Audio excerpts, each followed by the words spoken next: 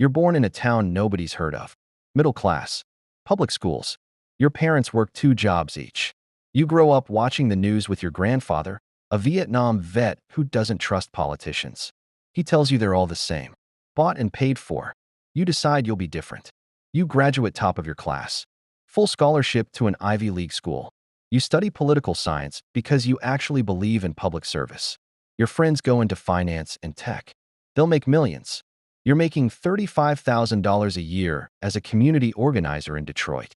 You see how the system fails people. Crumbling schools. Poison water. Families choosing between medicine and rent. You run for city council at 26. You lose. You run again at 28. You win by 63 votes. For years on city council. You fight every day. You block a corporate tax break that would have gutted the school budget. You expose corruption in the water department. You sleep 4 hours a night and live on coffee and idealism. Local news calls you a fresh voice. National media doesn't know you exist yet. You run for Congress at 32. Your opponent has $8 million in campaign funds. You have $240,000 and a volunteer army of college students. You knock on 50,000 doors personally. Your hands bleed from shaking so many hands in January cold. You win by 2 points.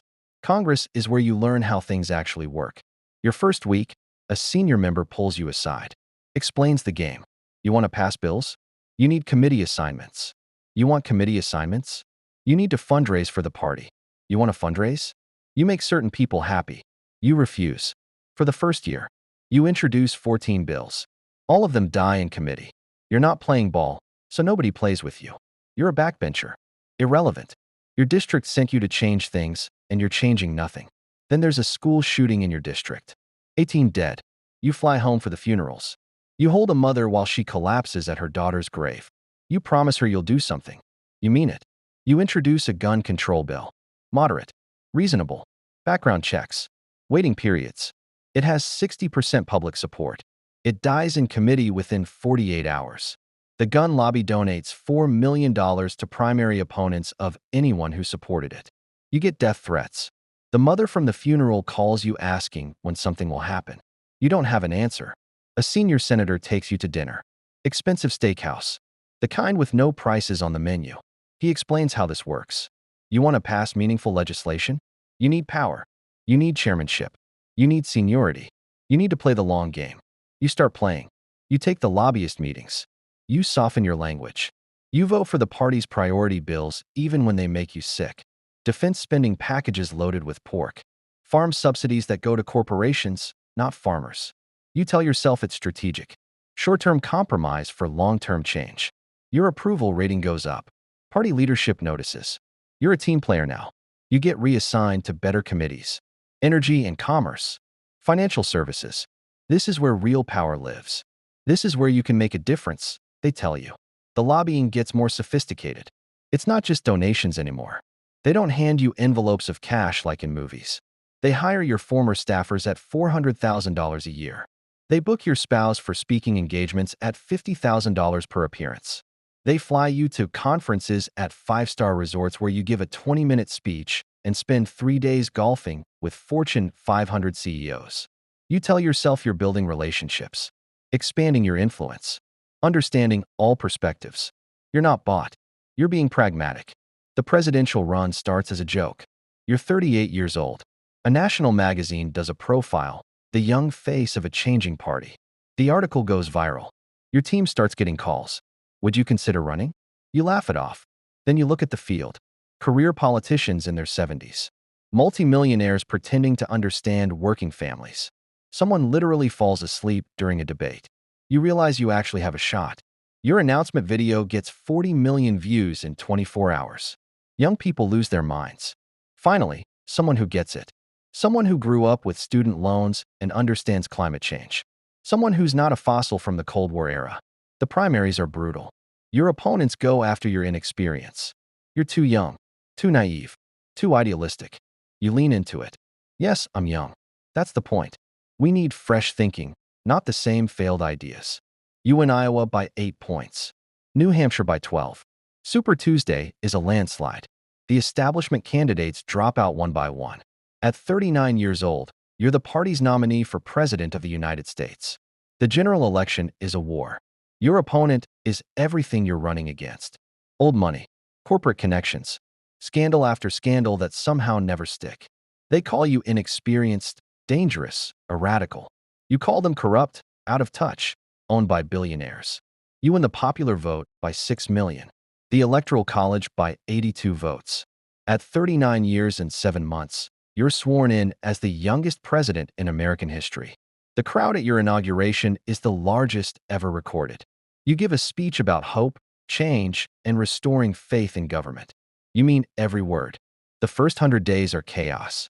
You signed 23 executive orders, climate initiatives, healthcare expansion, student loan forgiveness, Wall Street reform. Your approval rating hits 68%. Time magazine calls it the new American Revolution. Then reality arrives in the Situation Room.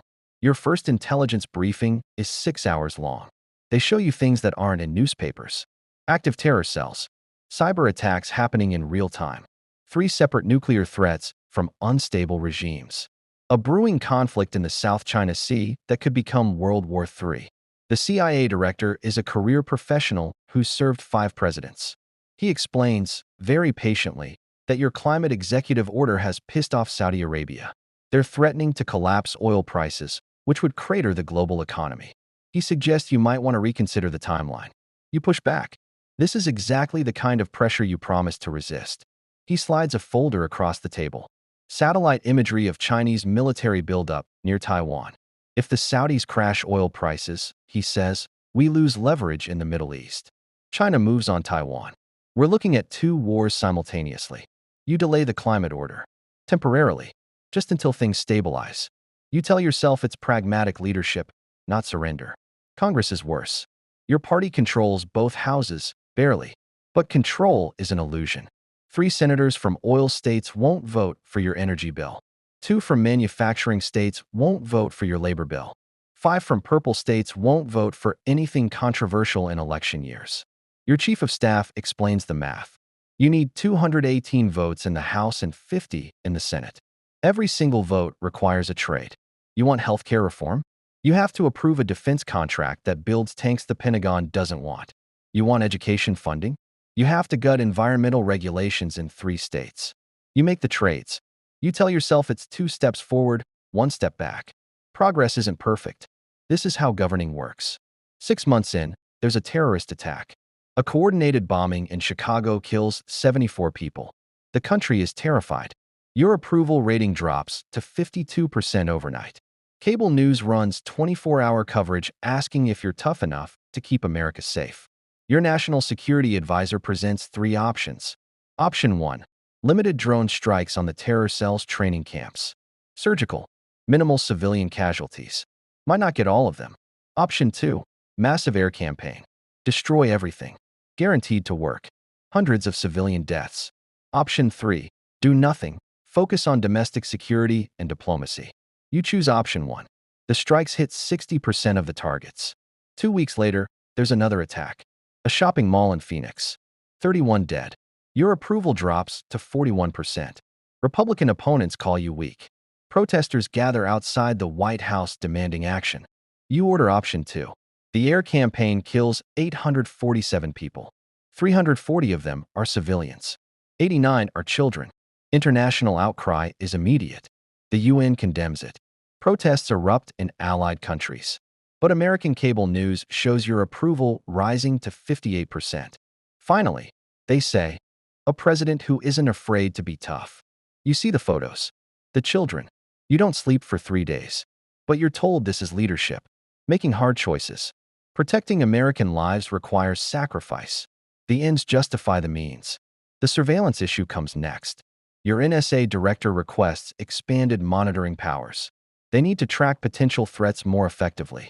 You campaigned against mass surveillance. You called it unconstitutional. But they show you the intelligence. 3 attacks prevented in the last month because they caught communications early. You approved the expansion. Temporarily. With oversight. The oversight never really happens. 6 months later, a whistleblower leaks documents showing the program is monitoring 60 million Americans. Your press secretary calls it necessary security measures. You don't contradict him publicly.